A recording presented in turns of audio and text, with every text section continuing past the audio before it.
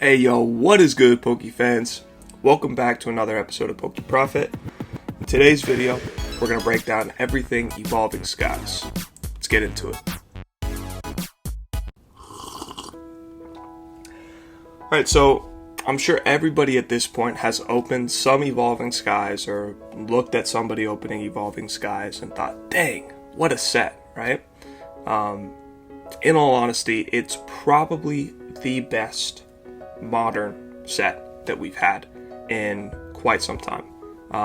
The list of chase cards is probably superior to every other English set out there right now. I don't know any other set that puts up the kind of chase cards that Evolving Skies does. Not only the kind of Pokemon that are in the set, the kind of Pokemon that are the face of these chase cards, but the way in which they present the Pokemon is incredibly unique, and I think it's going to go down in Pokemon history as one of the top tier sets. We can see too, just by the overall price history of Evolving Skies, that it has held up tremendously well. Now, as we know, there is a theoretical, it hasn't happened yet, but a theoretical reprint for Evolving Skies coming in August. So I thought I'd do this video, break down some of the top 10 chase cards for the set to keep your eyes on for secondary market, and then make the case for why I think it's going to be a really strong pickup if you can grab yourself booster boxes discounted. I think that when new supply hits the market, sometimes investors get scared and they pull back and they worry, should I sell my stuff? I bought it a little bit higher. I think that's the wrong way to look at it, specifically for Evolving Skies. I think that once we get through the final reprint, whether or not that's this one or one to come in the future, whenever that final one is done and there's no more reprints of this set, I think that this box could have the kind of price trajectory that Team Up did. And we all know what that thing is looking like right now, right? I would put them on similar levels to one another. Alright, so let's get into some of the analysis here. Obviously, when we have a set get reprinted, we have two things take place. One, we get an opportunity at a cheaper entry on the booster boxes, beautiful, or the other sealed product whenever it gets reprinted. Two, we have new supply hit the marketplace for all of the raw cards, right? So our two opportunities here are going to be ideally pick up booster boxes for cheap or shop singles and try to get deals for distressed sellers or whatever, as we see a lot of the prices for these chase cards come off, hopefully, for at least a window of time, right? Now, I personally think that in this current situation that we're in with Pokemon, with the amount of new people that have entered the space, that want to open cards, that want to flip to a PSA 10, I think that the graded Pokemon card market is getting heavily saturated at the moment, and I think that the sealed product market is going to offer a better opportunity long term. Now, I want to present both sides, and you ultimately are the only one that can make the decision for yourself. So let's run through a list of I'm going to run through top 12 cards that I have, go through some ROIs for you, think about maybe what could be a potentially good price for you to pick them up, and then we'll talk about the case for the sealed product. So coming in at number 12, and I've ranked this based off of what I personally like in the card as far as aesthetic. All of these have positive ROIs though. So number 12 is the Leafeon VMAX. Leafeon VMAX you can purchase raw for about $81 US right now, and the PSA 10 goes for about $290, which is a return on investment of 258%, and it's actually one of the highest on my list here as far as the ROI goes, and it's probably because less people are choosing to grade this card. It's not as obvious big hitter as some of the other ones, and so if there's less PSA 10 supply on the market, then chances are you can have a better appreciation for the ones that do end up on the market. So that raw entry at $81 US, if we see this card come down to $50 US, for me, that's a beautiful buying opportunity. Coming in at number 2, or the number 11 spot, I guess, is the Espeon V.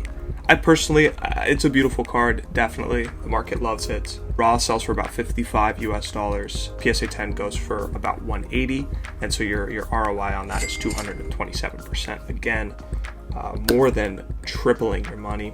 It's a beautiful, beautiful card. But we have to be cautious just because of how much graded supply is coming onto the market, how obvious some of these cards are to grade too, which is going to lead to higher population counts, which is definitely something we want to take into consideration. If we see this card come off and start trading down around $30 US, I'd be looking to pick up. So for a lot of these graded, I'm looking for them to come off about 40% when we start getting this new supply on the market for a window of time, and then see them gradually increase over time as less of that graded, or less of that fresh raw supply is available. Coming in at number 10, we have the Glaceon V. I think it's a beautiful card. The raw is $45 US, and the PSA 10 graded is about $150. The 233% ROI. Beautiful.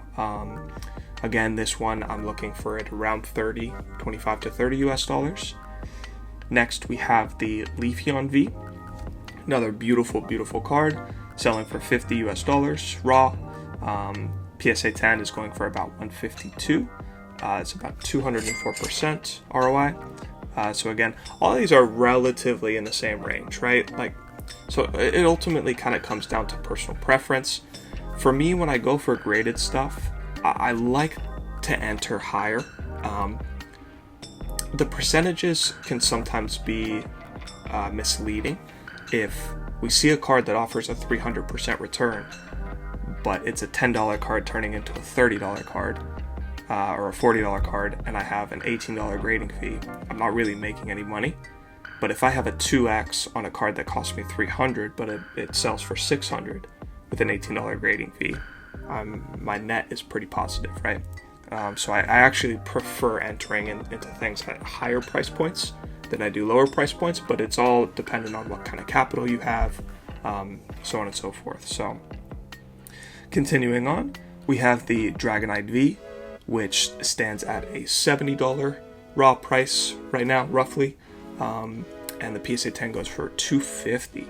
It's actually very, very close to the Leafeon VMAX at 257% ROI.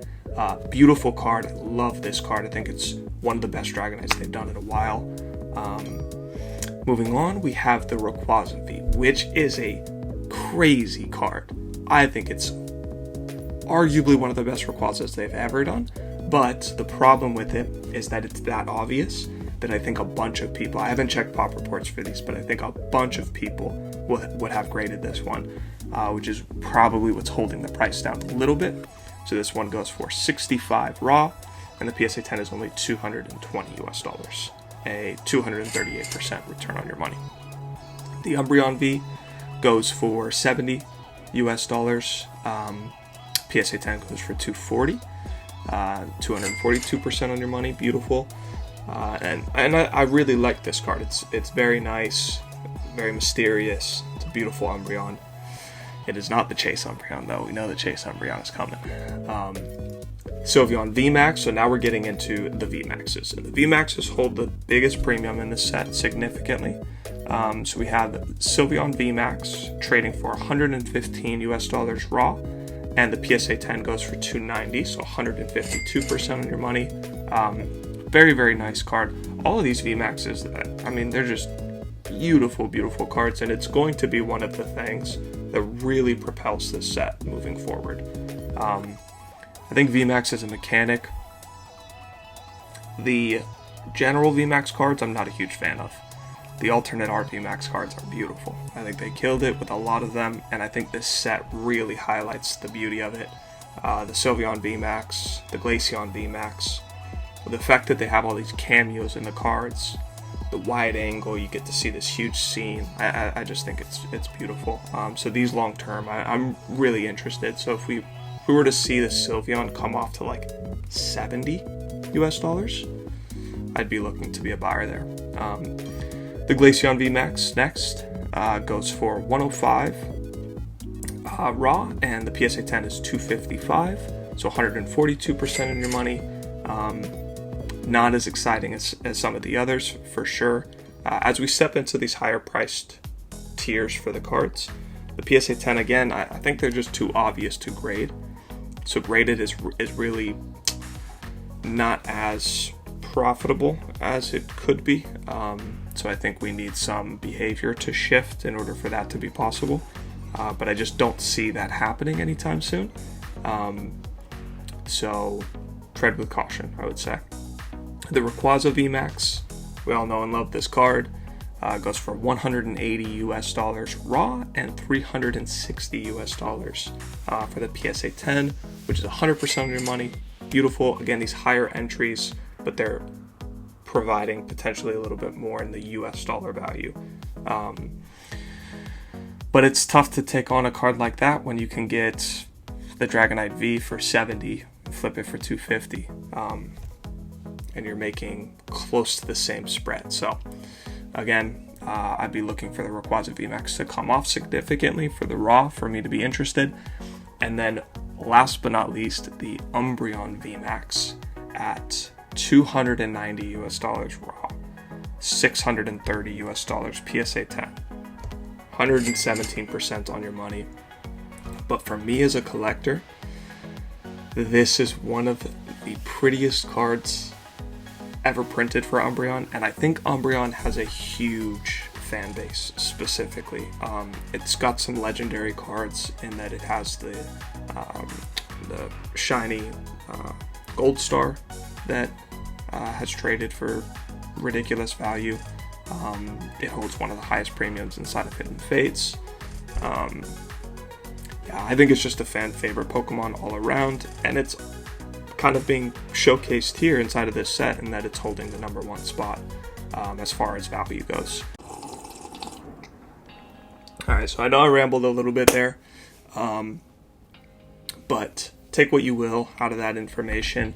The single cards seems like a little bit less of an opportunity from a profit standpoint. From a collectible standpoint, this is the opportunity to be a buyer, to fill out your greatest collection or to fill out your raw collection, whatever it is that you want to do. When prices come off like this, it really does present a really, really nice buying opportunity.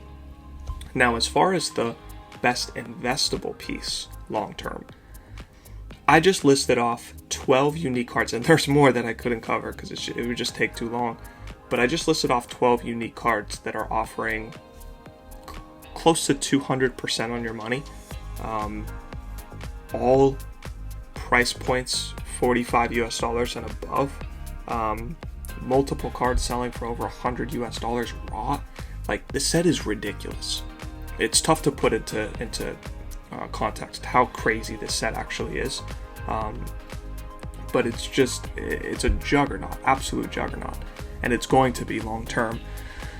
So when people price sealed product long term, they price it based off of what they could possibly pull, right? And so the fact that you could possibly pull all of this value out of the box, are you going to pull all of these in one single box? No.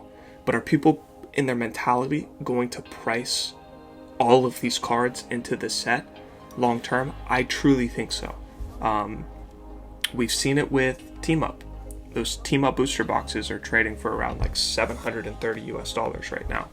And you had the same buying opportunity with Team Up back when it was trading for $100, $150 US, right? And there's just so many big hitters in that set that long term, and it hasn't even really been that long, but like once it's out of circulation, we can see how incredible that price rise has been, because there's people saying, well, I could hit the Latios, I could hit the Gengar Mimikyu, I could hit the, right? And so there's so many of these cards that have huge profit potential that the price of the underlying thing that could potentially hit those cards is going to appreciate significantly greater over the long run. So I think the best opportunity when we get this new print run is to buy and hold the booster box for Evolving Skies long term. Wait for the price appreciation to take place. Sell some of your product into a price rise, and cover your initial investment and really take this thing long term. I think this is, like, we look at Pokemon 20 years from now, I think this will be one of the top performing sets of all time. I think it's that good. I think there's that many chase cards inside of it. So there you have it. Take it as you will. Alright, Poke fans. I didn't want to keep this video this long, but it just naturally is this long because of this set. It demands it. Super excited for this print run to come out. I didn't get to buy too much of it at retail early on, so I'm hoping to be able to pick up booster boxes for around $100 US. Take this information, run with it, do whatever it is that you do as a collector. But I hope this helped in some way.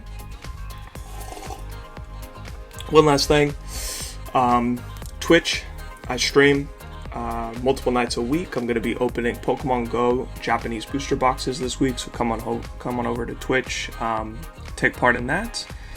I will definitely be doing some live stream booster box openings for Evolving Skies when we get the reprints. That'll be super fun, so stay tuned for that. Make sure you like and subscribe. Hit the bell for notifications so you don't miss a video. And I'll catch y'all Poke fans in the next one. Peace.